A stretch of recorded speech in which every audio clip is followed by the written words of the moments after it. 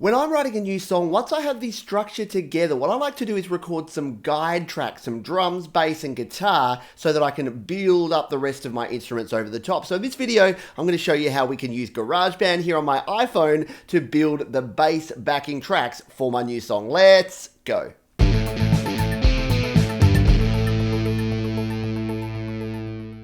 Hi, my name is Pete, and this is Studio Live Today, where I help you create, record, and release your best music. And at the moment, I'm in the middle of writing and recording and releasing my own song, and I'm taking you through the process that I follow. So we've already done the songwriting, we've got our song structure defined, and now what we're going to do is the interesting part. We're going to jump into GarageBand. I'm going to set up a basic guide track for drums, for bass using the virtual instruments in GarageBand, and then I'm going to record my guitar track so that I've got the whole song laid out. That way when I'm working on my songwriting, my vocals, my lyrics, my other instrumentation, I've already got a lot of that in there and I can start building up on that. It's just a nice method to use. So let's now jump in to the actual recording here in GarageBand on my iPhone. Oh, and before we get started, I thought I would quickly show you the gear that I'm using here today. So for the virtual instruments, the drums and the bass, they will be 100% in the iPhone, so I won't need anything for those. But for recording my acoustic guitar guide track, I'll be using my Sampson CO1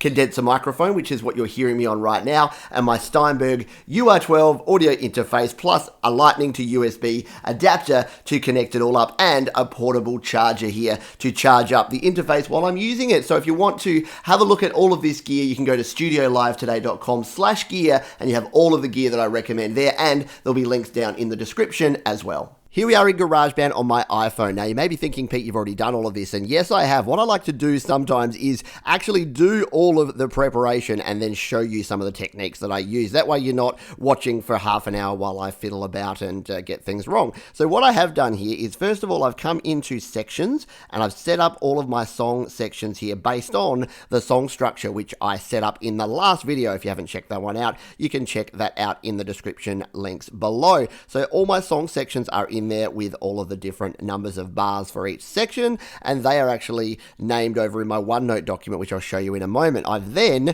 come in here and set up a drummer track, a very basic drummer track in the 6/8 time to match the time signature of this song, which we've set up here in my settings. So in the settings, we have our tempo set at 92 beats per minute. We have the time signature at 6/8 time, and we have our key signature in A major, which is the key signature of this song. So I like to set all of that up as early as possible and try to bed it down as much as I can, for the reason being that once you get into recording real tracks, you want to make sure that your virtual tracks are all set up, and then if you're adding other things, being in the right key signature and time signature and tempo really helps out. Otherwise, your audio tracks won't match your virtual tracks.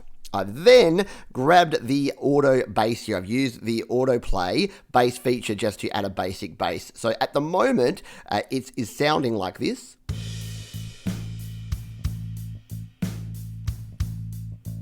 So that's just the basic autoplay bass. We've got some drums in there, and I've gone through and I've programmed in all of the chord changes as well. So if we play a section here.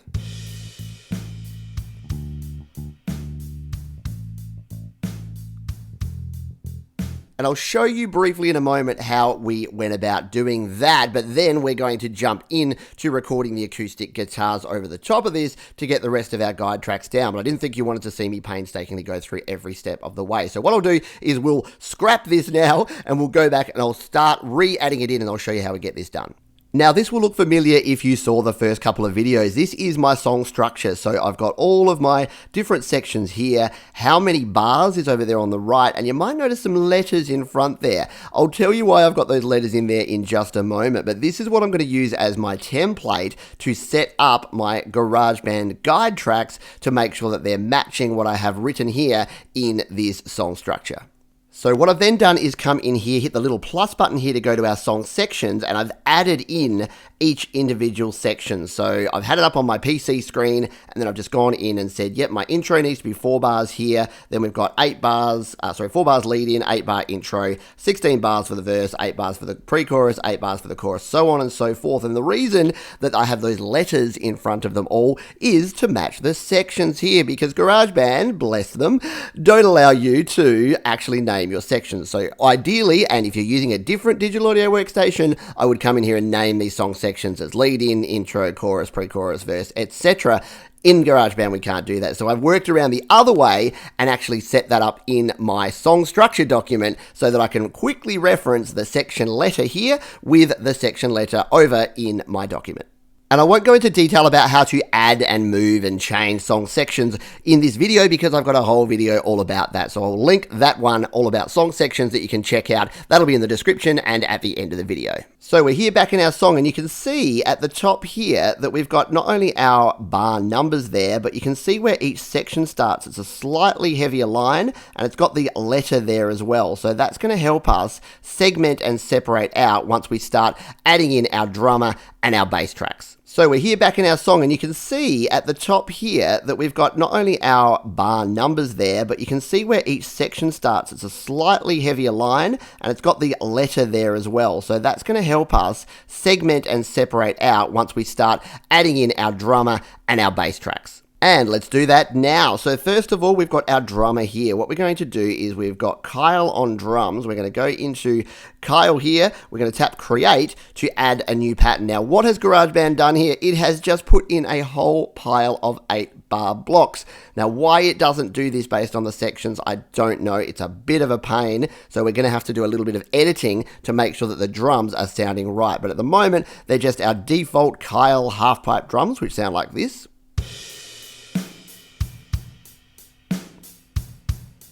Which is not bad because it's going to sort of match the acoustic guitar feel that we're going to put in there. So I'm not going to change that up right now. I can come in when I get to the tracking part for guitar, I can change this if I want to make it better feel and to maybe have some swing if I need some, or we'll do some other things then. But for now, we'll just go back to our track like so. And we're going to zoom all the way in. Now, what I like to do here is highlight all but this first one like that. So to do that, you just tap outside and then drag a big rectangle over all, tap in there, tap again, tap delete.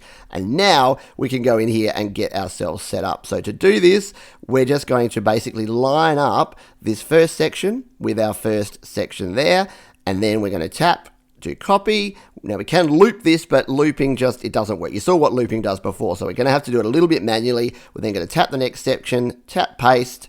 And then we need to tap on it and stretch it out to our next section. So now we're working in sort of 8-bar chunks here. So we'll do the same again. Tap copy, go to the next section here, line it up, tap, tap again, tap paste. And this one is our verse section. So this is going to be 16 bars. So let's just stretch it out. And we're going to rinse and repeat that all the way through until we have filled every section. So yes, it's going to take us about another 2 or 3 minutes. I won't make you watch me do it. We'll just rejoin it once I've got all of these done. And there you go. That only took us about another 2 minutes to do. And now you can see that each of our lettered sections lines up. And even this sort of 1-bar turnaround here is going to fit into our structure. It's going to mean that when we're playing along, it'll give us a bit of an audio cue as to what part of the song we're up to, which will be very, very handy. So if I just play this little section here, you'll hear what I mean. So this is the end of the chorus with the turnaround coming into the second verse.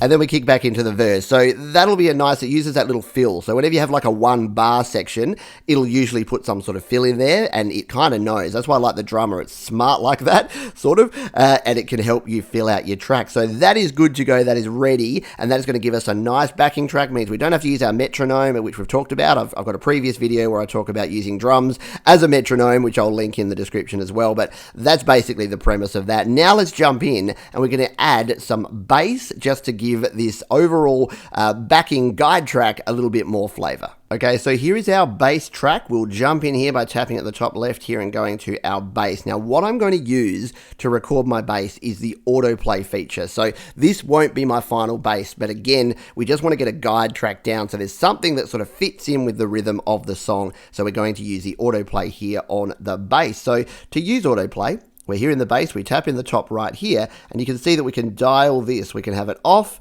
we can have it a 1, 2, 3, 4, any of these. Now, I've been playing around before, and I think number 2 autoplay was what we wanted. Let's just tap on these. Tap again to stop. Yeah, so that's just a very basic da, da, da, da, da, da. It's going to fit the rhythm really well. Now, you've probably used autoplay before, but you can also tap with 2 fingers or 3 fingers, and you get a different sound each time, so a slightly different variation. We're just going to use the 1-finger version here because we want a pretty simple sort of bass. Now, this is where what we're going to need to do is use that song structure that we had that I showed you in the OneNote document. So I've got that up in front of me. I'm going to hit record, and I'm basically going to play through the song. So we're going to play through each section, and we're going to record those in sections. The reason we're doing it in sections is we can do some copying and pasting so we don't have to play the whole thing. So I'll hit record, and what I'll do is I'll play the lead in, the intro, the verse, the pre-chorus, and the chorus, and then we'll rejoin, and I'll show you what we've got.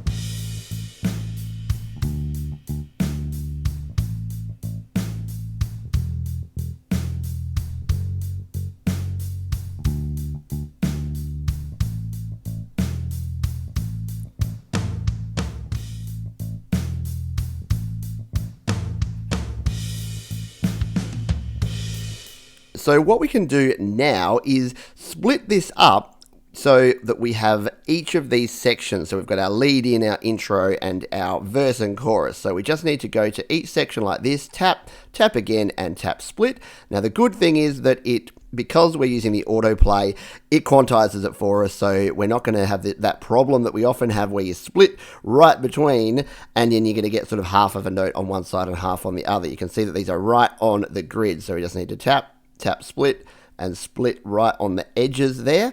And we'll do that for each of these sections. So we'll come down here. Every time we see a new section, we're going to split it. And the reason we're going to do this is it's going to make it super simple for us to fill out the rest of our arrangement. Now, as I'm doing this, you're probably thinking, Pete, don't you want some variety? Surely you don't want your bass line to just rinse and repeat the whole way through. Yep, absolutely. And that's why this is going to be just my guide track. When it gets down to it and we start actually recording a bass, I'll be using a real bass guitar and I'll actually write some variety into my bass part. But for the moment, and if you just want a really simple approach, and you know what? It might actually work out. It might be okay. Bass doesn't have to be an instrument that throws a lot of variety in.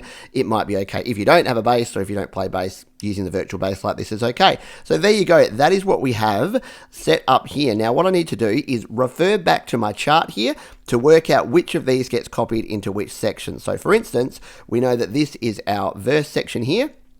So we tap and copy that one, and we can tap over here and then tap and paste, and that way we mirror that and it's all going to work out. So once again, I will go through and complete the rest of these so that we have our bass track ready to go. And there you go, there we have it. We have our whole backing track with our drums and our bass done. Now in total, that took me probably 15 minutes to 20 minutes to get that all down. Just because I had that song structure already, it was quite simple to get using the autoplay and the auto drummer features, and we've now got a backing track that sounds a bit like this.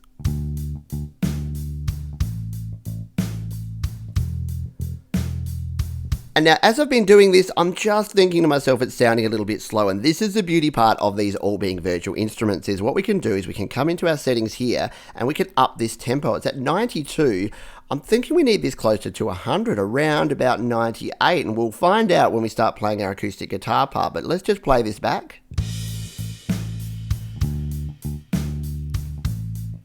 Yeah, I think that kicks along a lot better. So we're going to go with that. It was okay to have it a bit slower, especially while we were playing, because it made it easier to do. But now it is time to jump in and add our acoustic guitar track. So what we need to do is tap on the plus button here in the bottom left. We're going to go instrument here under audio recorder, and it's going to say, yep, you've got an audio device connected, which is my Steinberg UR12. I'm going to tap turn on audio monitoring. Oh, and I'll actually turn that off because you're going to hear me in double there for a minute.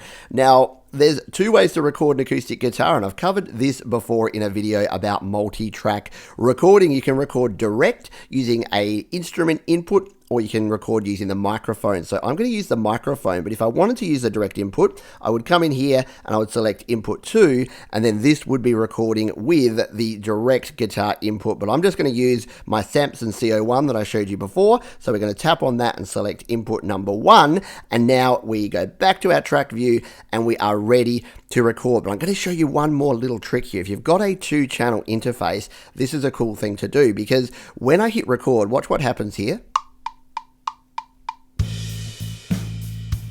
It dumps me out into this view, which is not the most useful view for tracking in. If you're recording guitars or you're recording vocals, it doesn't look too great. So what I like to do is add a dummy track. So what do I mean there? Let's just undo that recording. Let's add another track, and we'll just throw whatever we want on here. We'll just go audio recorder.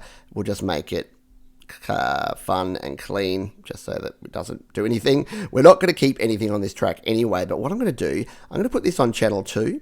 And then I'm going to come back to my tracks here, and now if I slide out my slider here, I can now record both of these channels. But what I'm going to do, we'll turn that off for now, but what I'll be doing is I'll just be monitoring my guitar so that I'll be playing that. But now when I hit record, look at the difference that we have. I'll just slide this back like this. We'll hit record. We now get, to stop that, we now get a nice view of our whole track, and as we go across and track our whole track, it's going to show us all the different sections, and I find that way more useful than being in that microphone view, because I can see visually what part we're coming up to. And if I zoom in as I'm recording, it can be even easier, because as we're going along,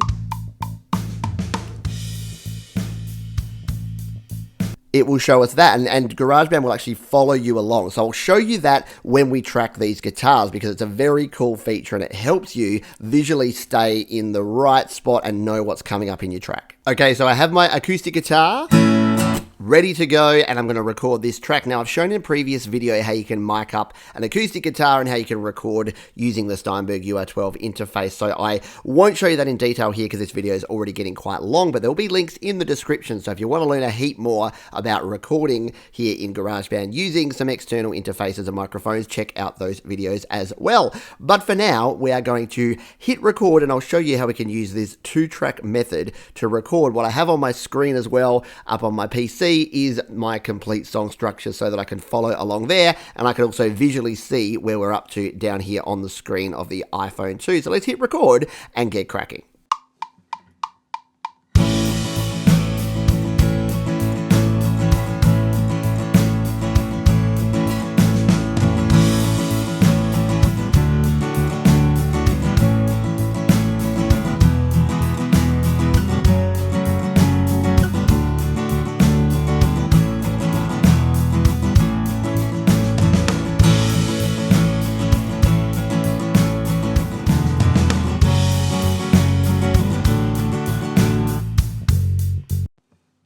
Okay, so I've made a small mistake there, and let's pretend I did that on purpose so that I can show you how we don't have to re-record the whole thing. We can punch in to record from that section onwards. So to do that, it was here where we started our pre-chorus. I'm going to tap there, and that's where we want to come in from. So we're just going to drag back to get rid of those, and then this is where we're going to come back in. So let's see if we can get through the rest of the track.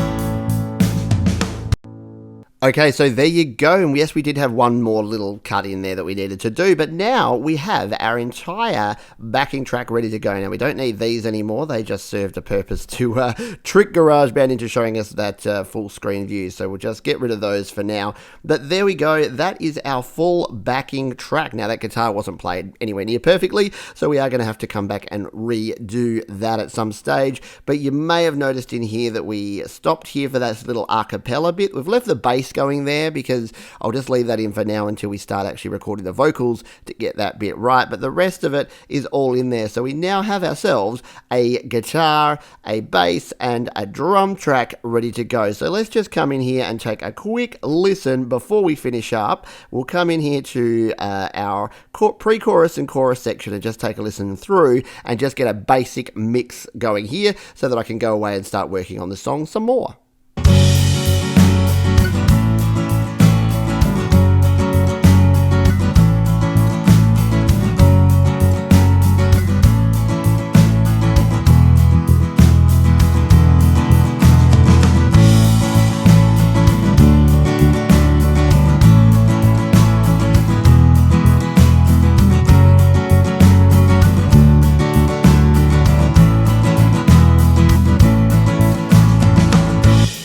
Yep, pretty good. I'm pretty happy with that as it is for the time being. The guitars weren't recorded perfectly. Do need a bit of EQing there to make them sound a little bit fuller, and we'll probably double track those guitars, this acoustic guitar part, once we actually get to that part. But now I can start adding in, I can try some different instruments, I can try some different melody lines. We've got the basic track here. So now we need to go away, write some lyrics, and actually get the rest of this arrangement done. But I'm pretty happy that we're able to get our guitar, our drums, and our bass all sorted here today.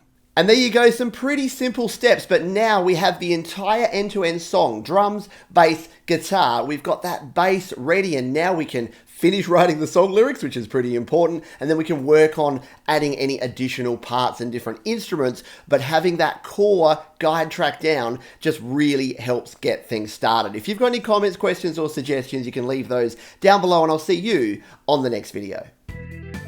Hey, thanks for sticking around. If you'd like to check out some more videos, there are two linked right down below. You can also subscribe to the channel by clicking up there on the Studio Live Today icon in the top right corner, or you can head on over to studiolivetoday.com for even more audio goodness.